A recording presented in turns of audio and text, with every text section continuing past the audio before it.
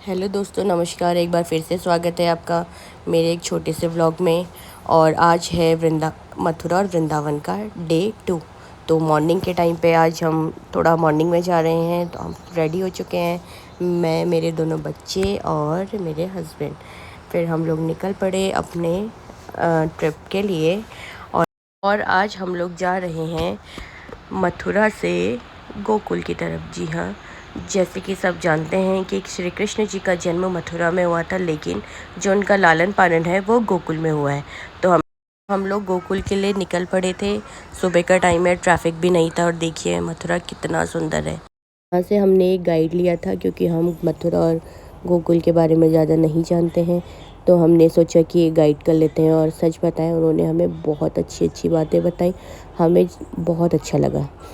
तो ये है गोकुल का रास्ता, और बहुत सुंदर, नीट एंड क्लीन जिसे बोलते हैं, पीसफुल। सच में एक बार मथुरा और वृंदावन ज़रूर जाइएगा, आपको बहुत अच्छा लगेगा। बहुत मतलब बहुत ही ज़्यादा। तो हम वहाँ से चलते हुए आगे बढ़े। फिर हमने अपनी गाड़ी की टंकी भी फुल करवाई ताकि हमें किसी प्रकार की कोई बाधा ना हो। और फिर हम पहुँच चुके थे। देखिए, पहले तो आप गलियाँ देखिए, कितनी सुंदर, साफ़ सुथरी, और सच में बहुत ही शांति प्रिय वातावरण था। जैसे ही हम गोकुल पहुँचे, उसके आसपास देखिएगा, एक कितनी सुंदर नदी है और कितनी चौड़ी यहाँ की सड़कें हैं, और ठंडी हवा चल रही थी। बिल्कुल एहसास नहीं हो रहा था कि हम गर्मी के टाइम पे यहाँ घूम रहे हैं या बच्चे बहुत ज़्यादा परेशान हो रहे हैं। सब किसी ने बहुत एंजॉय किया। तो मुझे तो सच में बहुत अच्छा लग रहा था, और साथ ही मेरी फैमिली को भी। बच्चे तो बस यही पूछ रहे थे कि मम्मा हम मंदिर कब पहुँचेंगे। तो बहुत ही जल्दी हम, देखिए, ये है गोकुल का रास्ता। हम गोकुल की तरफ चल चुके हैं, पहुँच चुके हैं। और यहाँ पे दोनों तरफ नदी और बीच में एक बहुत बड़ा सा पुल है। और उस वक्त जैसा गोकुल था ना, कि जैसे वहाँ की गलियाँ, वहाँ की गैया और वहाँ का वातावरण, गोकुल का वातावरण सच में बहुत ठंडक और दिल को सुकून देने वाला वातावरण है। तो हम पहुंच चुके हैं अपनी मंजिल पे, और हम चल रहे हैं कान्हा जी के गोकुल में उनके मंदिर के दर्शन करने।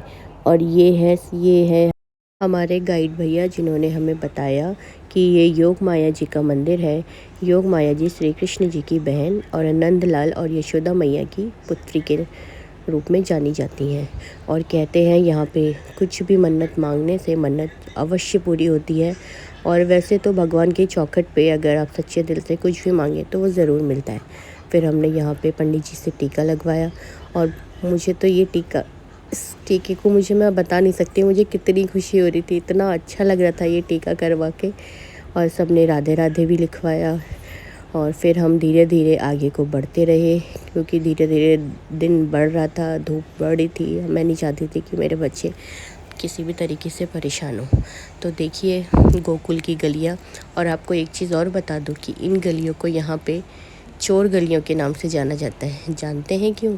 क्योंकि यहाँ पे नंद बाबा जी ने कान्हा जी को छुपाया था कंस से रक्षा करने के लिए, इसीलिए ये गलियाँ चोर गलियों के नाम से फेमस है। मंदिर के अंदर यहाँ भी फ़ोन बिल्कुल अलाउड नहीं थे। हमने बस एक फ़ोटो खिंचवाई, और यहाँ पीछे ही एक घाट था जहाँ पे हम ज़रूर गए, हमने देखा। लेकिन फिर हम ज़्यादा आगे नहीं गए। हमने सोचा कि खाली इतना पैदल चलेंगे तो हमारे बच्चे भी परेशान हो जाएंगे। फिर हम धीरे धीरे हम वहाँ से वापस आ गए, क्योंकि हमें अभी श्री कृष्ण जी की जन्मभूमि पे भी जाना था, यानी कि वापस मथुरा।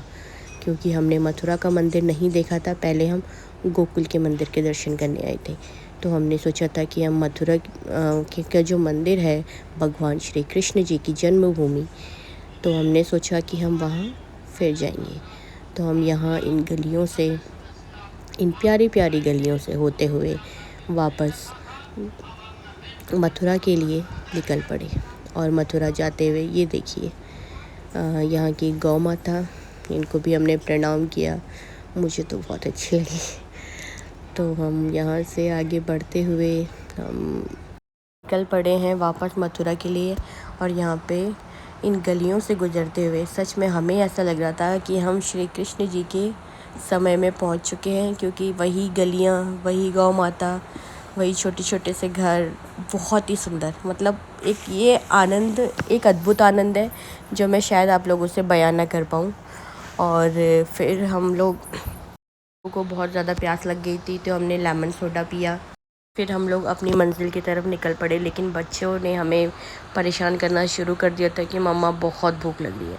तो हमने सोचा कि ठीक है, पहले कुछ खाने का देखते हैं। तो जो हमारे गाइड भैया थे, उन्होंने हमें बोला कि जो कृष्ण जन्मभूमि है, जो उनका मंदिर है, उसी के बगल में आपको बहुत से ऐसे शॉप मिल जाएंगी, छोटे छोटे स्टॉल्स मिल जाएंगे, जहाँ पे आप एक प्रॉपर नाश्ता कर सकते हैं। तो हमने पूरी और आलू की सब्ज़ी का आनंद लिया। फिर उसके बाद हमने लस्सी पी, और इतनी अच्छी लस्सी कि मैं आपको क्या बताऊं।